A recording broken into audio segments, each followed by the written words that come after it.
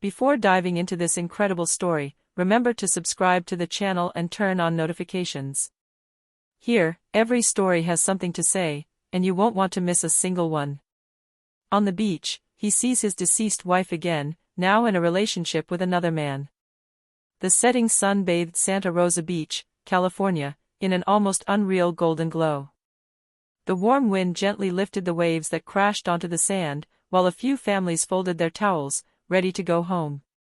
Sitting alone on a folding chair, his eyes lost in the distance, 38-year-old Ethan Cooper clutched a salt-bleached seashell. It was the last souvenir he and his wife, Lydia, had collected. 2 years earlier, she had died in a car accident one rainy evening. Or so he thought. Since then, Ethan had never managed to resurface. An engineer in a marine technology company, he spent his weekends here, on their beach, the one where they used to walk barefoot and dream of starting a family. That evening, he had come to say goodbye for good. He had sold the house, requested a transfer, and was preparing to turn the page on a past too heavy to bear.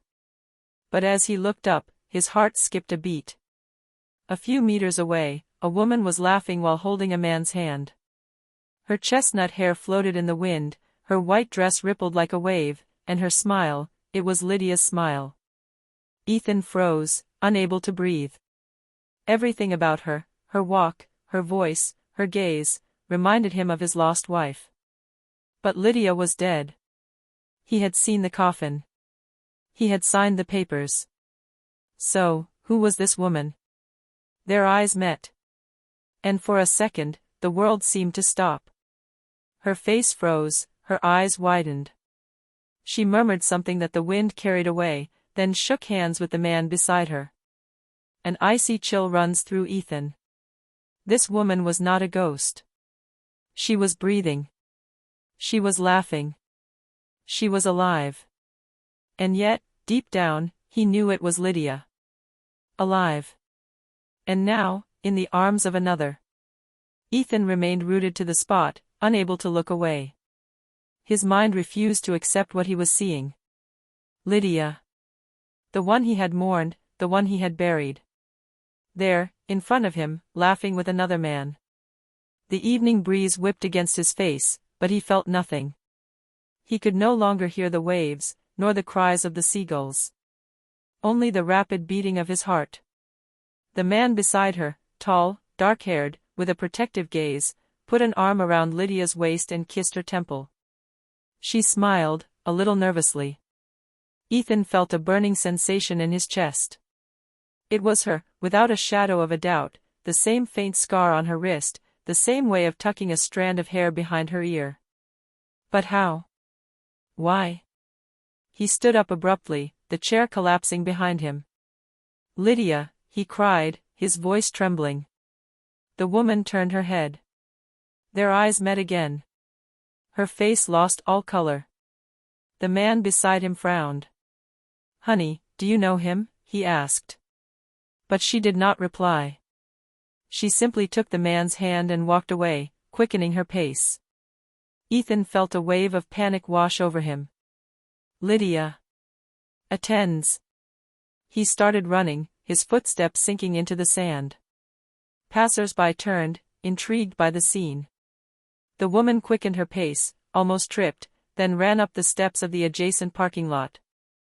The man beside her tried to protect her, to push him away, but Ethan managed to get close enough to hear him whisper. "It's not possible, you were dead, Ethan." The impact was brutal. He stopped abruptly. "What?" he repeated, incredulous. But she was already walking away, pulling her companion by the hand, disappearing behind the door of a black car. The engine roared, the tires squealed, and the car sped away. Ethan, panting, stood alone, his hands trembling, unable to comprehend what had just happened. A few hours later, he was at home, sitting on the sofa, surrounded by files, photos, and memories. Lydia's police report was in front of him. Date, October 7, 2023. Cause, skidding on wet road, vehicle fire, charred body not visually identifiable, but DNA confirmed. He stared at that last line. DNA confirmed. But what if? What if we were wrong? What if the body wasn't his? One name kept coming back to him, Dr. Klein, the forensic pathologist who had signed the report. Ethan grabbed his phone. He did not yet know what truth he was about to plunge into, but he knew one thing. Lydia wasn't dead. And he was about to find out why. The next morning, the pale light of dawn filtered through the half-closed blinds. Ethan hadn't slept. All night, he had rummaged through old files, reread reports, and reviewed every memory of the day of the accident. Everything seemed coherent, too coherent, as if someone had wanted everything to appear crystal clear. At 8 o'clock, he arrived at the Santa Rosa County Clinic, where Dr. Harold Klein, the medical examiner who had signed Lydia's death report, still worked. The man had aged, his hair was graying, and he had a suspicious look behind his thick glasses. Ethan approached his desk.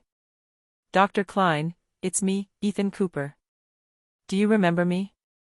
My wife, Lydia, died in an accident 2 years ago." The forensic pathologist looked up, visibly uncomfortable. "Yes, I remember," he said slowly. "It was a tragic case. A very damaged body, I believe." Ethan nodded, his fists clenched. "I need to review the entire file. The photos, the samples, everything. This is not permitted without a court order." "Then you're going to have to arrest me, doctor, because I'm not leaving without answers." Ethan's curt tone made the old man flinch. He hesitated, looked around, then sighed deeply. "Follow me." They went down into the archives, a cold basement filled with the smell of formaldehyde and old paper. Klein rummaged through an old metal filing cabinet and pulled out a beige folder marked with the name Lydia Coopr. He placed it on the table. Ethan opened it. Inside were several photos of the accident, a charred car, an unrecognizable body. But what caught his eye was a half-torn page, a DNA sampling report sent to an outside lab. And at the bottom, a different signature. Not Klein's. "Who signed this?" Ethan asked in a trembling voice. Klein frowned. "It wasn't me, that's strange. This signature belongs to Dr. Samuel Briggs, an independent consultant. But, he never worked on this case." Ethan felt his blood run cold. "So who confirmed the identity of the body?" I don't know," Klein admitted. "But if the DNA test was falsified, someone wanted us to believe he was dead." Silence fell in the room. Ethan raised his head. "Did you keep a sample?" "Perhaps. I should check in the archive freezers." A few minutes later, Klein returned with a small labeled tube #L.C. 2023. Ethan felt a lump in his throat. "I want to do another DNA test, doctor." "With a new lab?" Klein hesitated, then nodded.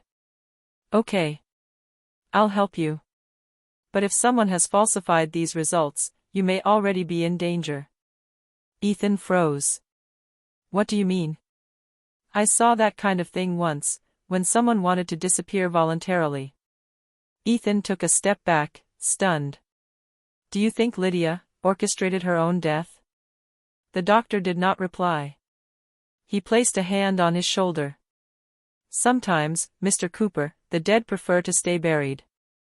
But Ethan didn't believe a word of it. Because if there was one thing he was sure of, it was that Lydia had seen him on that beach. And in her eyes, he had not seen the fear of a secret being revealed. He had seen the guilt. 3 days passed. 3 days of waiting, anguish and silence. Ethan no longer slept, no longer ate. He lived in a constant fog, hanging on the result of the new DNA test. Dr. Klein had sent the samples to a private laboratory, under a false name, to avoid any interference. And that morning, the phone rang. Ethan picked up immediately. "Mr. Cooper? This is Dr. Klein. I have the results." A long silence followed. "This is not your wife's blood. The buried body was not that of Lydia Cooper." Ethan felt his legs give way.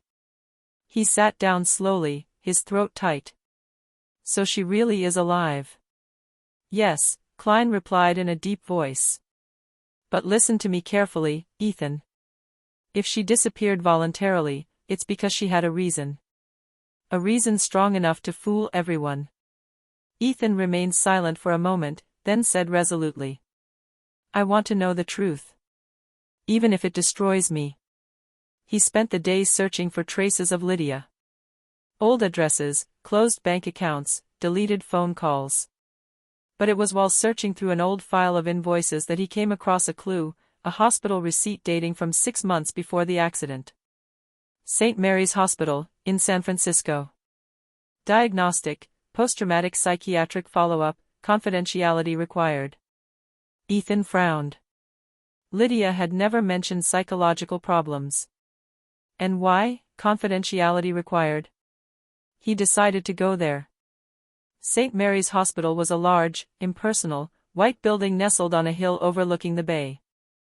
At the reception desk, he presented a fake business card, that of an inspector he had found in a drawer, a relic from his years as a consultant for the police. I am looking for information on a former patient, Lydia Cooper. The secretary, a nervous young woman, looked at her screen, hesitated, then murmured. This case is closed. But, wait here. A few minutes later, a man appeared in the corridor. Tall, elegant, in his 50s. Are you looking for Lydia? He said calmly. Yes. I am her husband. The man raised an eyebrow in surprise. I am Dr. Marcus Hale. Lydia has never mentioned me to you? Ethan frowned. No. Who are you to her? His psychiatrist. Silence fell. Dr. Hale approached, lowering his voice. Your wife suffered from severe post-traumatic stress disorder after an event she refused to name. She was convinced that someone wanted to kill her. What? Who? She never said any names. But she asked me to help her disappear. Ethan stepped back, stunned. Did you know she was going to fake her death? No, not exactly. But she often talked about starting over somewhere else, about erasing the past. I thought it was a metaphor. Until I heard about her accident. Ethan ran his hand over his face. Everything was starting to make sense, twisted, painful, but logical. And you don't know where she is? No. But, she left this, said the doctor, opening a drawer. He took out a small, sealed white envelope with a note scribbled on it. For Ethan, if he ever finds me. With trembling hands, Ethan tore open the envelope. Inside, a single sentence, written in Lydia's soft, rounded handwriting. Don't look for me. If they find out I'm alive, they'll kill you too. Ethan looked up, his heart pounding wildly. Who are they? But Dr. Hale shook his head. I don't know, he murmured. But if she saw you on that beach, it means she can't run away anymore. Ethan left the hospital, the wind from the bay slapping his face.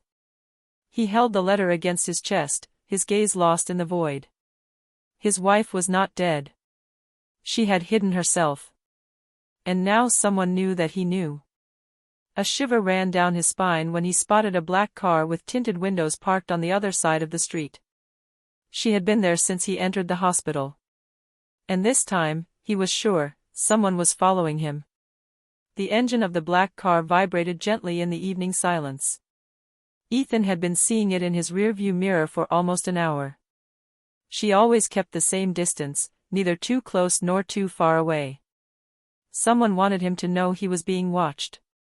He decided to try something. Instead of going home, he abruptly took the exit towards the cliff at Monterey Point, an isolated spot where the road ended in a cul-de-sac at the edge of the ocean. The black car followed him, then stopped about 100 meters away. Ethan went downstairs, his heart pounding wildly. Show yourself, he shouted, his voice broken by anger and fear. The door opened slowly. A man came out. Tall, dark-haired, with calm features. Ethan recognized him immediately, the man from the beach, the one who was holding Lydia's hand. Their eyes met. The man raised his hands, without aggression. I don't want any trouble, Ethan, he said calmly. Who are you? And what did you do to him? The man approached slowly, his gaze filled with fatigue. My name is David Mercer. And I did nothing to Lydia. On the contrary. I saved her. Ethan stepped back, confused. Saved? You call saving making people believe she's dead?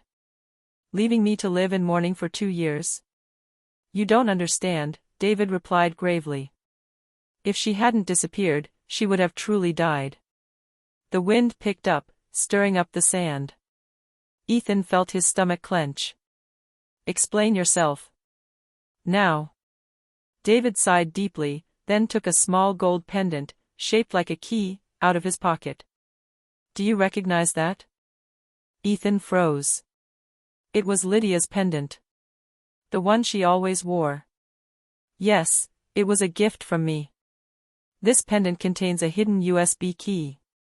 She had copied data belonging to Pacific Systems, your former company, onto it. My company? Yes, Ethan. The files she showed me prove that Pacific was conducting illegal experiments on military technologies under the guise of marine research. She uncovered the truth, and someone wanted to silence her. Ethan felt the ground give way beneath him. That's impossible. I worked on these projects, I never saw anything illegal. Because she found out what they were hiding after you left the R&D department. David moved closer, his gaze sincere. Lydia did everything she could to protect you. She knew they were watching you too. She faked her death, changed her identity, and I helped her disappear. Why you? Because I was an undercover federal agent in Pacific Systems. Lydia contacted me when she realized she was in danger. Ethan felt his legs tremble. So, this scene on the beach? David lowered his eyes. She wanted to see you one last time. But she didn't expect you to be there that day. When she saw you, she panicked. A long silence settled in, broken only by the sound of the waves below. Ethan murmurs. Where is she now? Safe, David replied. But not for long. Someone knows you recognized her. They're watching you, and they'll track her down. Ethan clenched his fists.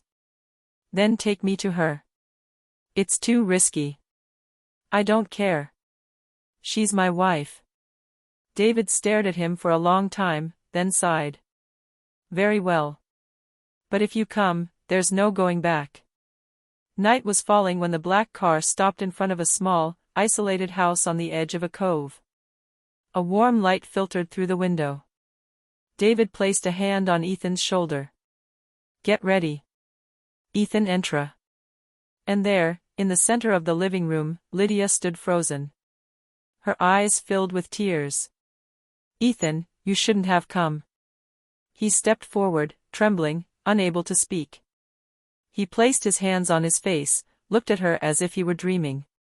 You made me believe you were dead, why? She sobbed, shaken by shame. Because they would have killed me. And if they had known about it, you too. Ethan hugged her, tears in his eyes. But before he could speak, a dull thud resounded outside. David leva la tête, alerta. Too late, they found us. Headlights flashed into the night. Armed figures approached. Ethan took Lydia by the hand, his heart pounding wildly. For the first time in 2 years, they were together. But perhaps also, for the last one. The sound of engines filled the night. The headlights cut through the mist into white beams, reflecting off the windows of the small house. Ethan felt Lydia's heart beating against his own. David, already crouching near the door, cocked his pistol. Stay behind me, he said firmly. They don't just want the data, they want to erase all traces of this story. Gunshots rang out. Windows shattered, sending shards flying into the room. Lydia screamed, and Ethan pulled her to the ground. David returned fire from the window, covering their escape to the back of the house. They exited through a side door, running across the dunes, illuminated by the glow of the headlights. The air smelled of gunpowder and salt. This way, shouted David, guiding the couple towards an old abandoned fishing shed. Inside, he locked the door, panting. Lydia, where is the copy? She nodded and took the gold pendant out of her pocket. Here. It contains everything: names, dates, operations. If these files are released, Pacific Systems collapses, and everyone connected to it. Ethan suddenly understood. You mean some of my former colleagues? Yes, David interrupted. And perhaps even higher up. Senators, military personnel. People willing to kill to avoid being exposed. Lydia looked at her husband, her eyes filled with tears. I never meant to involve you in this, Ethan. I just wanted you to be free, away from them. A metallic sound echoed outside. Someone was trying to force the door open. David gestured for them to step back. Through the trapdoor, quick. There's an old service tunnel under the floor. Ethan pulled the rusty latch, and all three of them plunged into the narrow, damp passage. They crawled through the mud, while the sounds of footsteps and shouted orders echoed above them. Suddenly, a rumble. A grenade exploded inside the hangar, sending up a blast that shook the tunnel walls. Lydia screamed, covered in dust. Ethan wrapped his arms around her, protecting her with his body. David, his face blackened by soot, stopped abruptly. We're almost out. They finally reached the beach. The ocean stretched out before them, calm and endless. But behind them, armed figures were already approaching. David took out a small USB key identical to the one on the pendant. I made a backup. If I can't get it out, Ethan, you'll know what to do. No, we're all leaving together. There's a boat hidden further out. Take her. Save her. Ethan wanted to protest, but David lunged forward, drawing the shots to give them time to run. The gunshots echoed through the night. Lydia sobbed, pulling Ethan toward the shore. No, Ethan. They reached a small boat. The bullets ricocheted off the sand. Ethan pushed her into the water, climbed in with Lydia and paddled with all his might. In the distance, the coastline receded, swallowed by the mist. Lydia turned towards him, trembling. He shouldn't have died for me. He chose to save us, Lydia. Now we have to finish what he started. A few weeks later. Washington, D.C. One winter morning. On all the news channels, the headlines scrolled by. Scandal at Pacific Systems, explosive revelations about secret military projects. Officials arrested for forgery, corruption, and attempted homicide. Ethan turned off the television, his hands still bandaged. Lydia was making coffee in their small, unassuming house, under a new identity. She approached gently, placing her hand on his. We are free, she murmured. He looked at her for a long time, moved. Yes. But at what price? She lowered her eyes, a tear rolling down her cheek. You could have hated me for making you believe I was dead. Perhaps, he replied. But that night, on the beach, when I saw you again, I knew that love never dies. He pulled her close. Their fingers intertwined. Outside, the ocean stretched as far as the eye could see, calm and silent, as if it wanted to erase the past. Ethan murmurs. This time, no more secrets. Lydia nodded. Never again. And as the sun rose, gilding the morning waves, they remained there, entwined, two souls returned from the darkness, united by truth and rediscovered light.